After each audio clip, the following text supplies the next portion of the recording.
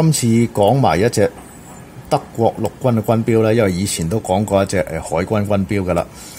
咁陸軍嘅軍標數目當然就比較多啦，因為即係德軍都主打陸軍噶嘛。咁但係咧就因為二戰之後咧，好多人就當時就唔想留低啲納粹嘅回憶啦。咁所以就曾經有一段風氣咧，就係會燒毀咗德軍喺二戰時期嘅東西嘅。咁就所以咧，由於佢本來生產嘅數目亦都唔夠盟軍嗰啲標咁多啦，所以德軍嘅標咧始終係會比較少嘅個數目嚟講。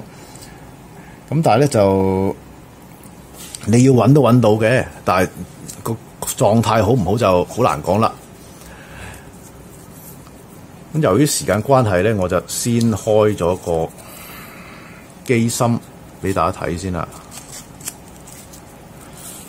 嗱，點解我會特登講呢一隻錶咧？嗱，呢隻就係 ASA 呢個 August Hermann SA 啊，喺40年代幫德軍做嘅一隻錶啊。話為咗睇得清楚啲，我攞走埋個鐵圈嘅上先。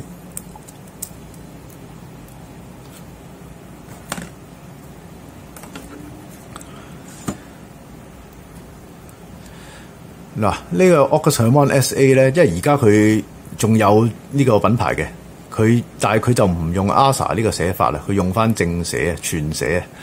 咁如果你上佢嘅品牌官網咧，你睇翻佢嘅歷史咧，就係介紹得非常詳盡嘅。我覺得係應該係咁多個品牌之中咧，佢嗰個介紹係最詳盡嘅，即係你直頭好似睇書咁啊！佢嗰個介紹，但係咧就有一樣嘢咧，雖然佢講得好詳盡，但係有一樣嘢佢冇講嘅就係佢冇講咧，佢自己喺二戰時期幫過德軍做錶嘅。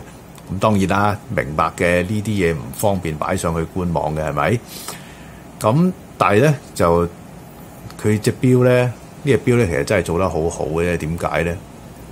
嗱，機芯就係 Unitas 嘅173啦，即係40年代一個好常用嘅機芯嚟嘅，都係一個特別係軍標好中意用嘅，即係就算盟軍嘅軍標都有用呢個機芯嘅，咁就證明呢個機芯係非常之可靠啦。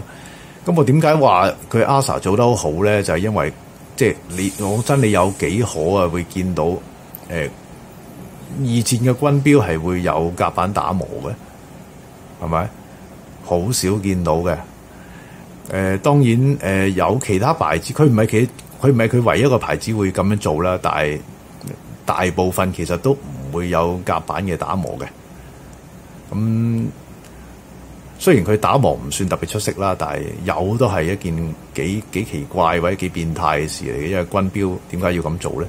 點解要美觀咧？係唔需要嘅。咁但係 anyway 佢做咗咧，咁就令到佢而家 ASA 嘅德軍軍標嘅嗰個售價咧就高過其他牌子嘅德軍軍標咧係一啲嘅。咁點樣睇佢係咪一隻陸軍標咧？其實就要睇個底蓋嘅。嗱，呢個就係嗰個原裝嘅底蓋啊。上邊就用德文寫住呢個stainless steel 咧，即係不鏽鋼啦。下邊咧就有一個number，然之後就 D 同 H 嘅。咁你可以見到咧，嗰啲 number 咧同埋嗰啲 D 同 H 咧，其實就唔係好對稱嘅。其實咁樣先至係正確嘅。咁樣先至。反而如果你對得太過齊咧，嗰啲係肯定假嘢嚟嘅。當然唔會有好多假嘢嘅出邊，其實都。嗱，點解咁講咧？因為呢啲字咧係後嚟軍方咧係自己印上去嘅，夾硬個編號咧就每隻錶都唔同嘅。咁 D 同 H 咧其實就即係代表嘅係陸軍咁解。如果海軍就冇印英文字嘅，空軍就會淨係印個 D 字就冇嘅 H 嘅。就係咁樣認嘅啫。咁個 number 要嚟做咩咧？其實就係當時呢啲錶咧，其實唔係攞出去賣嘅。呢啲錶係用一個分配嘅形式咧，去俾每一個士兵嘅。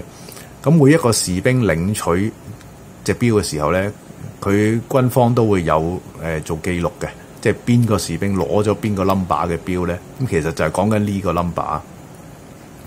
咁所以咧，其實就會後尾會即係軍方收咗標之後咧，就印咗呢啲嘅資料上去咧，咁就方便佢哋做記錄嘅。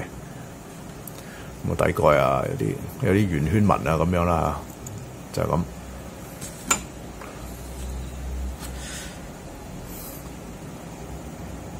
咁可能大家會有個疑惑啦，咁點解咧軍標咧有黑面有白面嘅？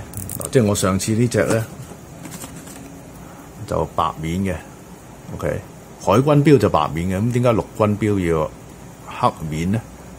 或者空軍標要黑面咧？其實最主要咧就係睇翻咧，你有冇需要係經常喺個黑夜嗰度咧係睇標。咁陸軍同空軍其實經常做呢樣嘢嘅，陸軍當然啦，如果你黑夜嘅話，你唔可以着燈嘅，因為你喺戰場上面着燈，即係等於叫人哋去射你嘅啫，係嘛？咁啊，飛機亦都一樣嘅，飛機如果喺黑夜執行任務嘅話咧，其實佢都唔個機艙都唔方便着燈嘅。咁由於佢唔着燈嘅時候咧，佢唯一可以做嘅就靠睇錶面上邊呢啲 radium 嘅夜光咧嚟到去識別嘅。咁所以其實好緊要。咁為咗咧，令到佢嘅發光嗰個效果係增到最強咧，所以佢就選擇咧，即係個對比最強咧，咁就選擇咧就將嗰個面咧就全部做黑色嚇。咁跟住你可能要問啊，咦，點解海軍又唔需要咁樣做嘅咧？因為海軍咧其實係坐船噶嘛，或者坐潛艇啊、坐戰艦噶嘛，咁船艙裏邊經常都可以開燈噶嘛，所以唔需要有呢樣嘢去顧慮嘅，變咗。所以其實係按翻個兵種嘅需要咧嚟到決定佢係黑面定白面嚇。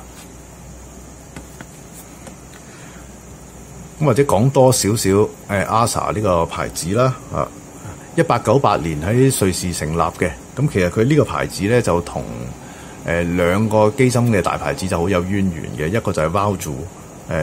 1908年咧就 ASA 就買咗 Valjoux 啦，咁就係1926年咧就再買埋呢個 Unitas 啊。只不過咧後尾佢就可能個財政就唔掂啦，去到大蕭條時期啊，呢個30年代，咁所以咧佢就賣翻呢啲出去嘅，即係呢啲品牌。咁我頭先上嗰幾下鏈咧就行緊嘅啦，隻錶啊行得非常好。咁亦都係因為佢同呢個 Unitas 咁有淵源咧，咁 ASA 嘅錶咧就好中意用佢嘅機芯嘅，直至到今天，你見佢今天出嘅款咧，其實都係特登會用翻 Unitas 嘅上鏈機芯嘅。啊，如果遲啲有機會，我可以再介紹下。當然啦，佢嘅價錢其實唔貴嘅，就算今天嚟講都係。不過現代錶我今次就唔講啦。咁都係嗰句啦，軍錶夜光小心啲 radium 啦嚇。咁我而家都係戴住個口罩嚟錄呢輯嘅節目嘅，唔好吸入啲微粒嚇，扭兩下啦。咁當然嗰個年代啲錶就唔會有停秒㗎啦嚇。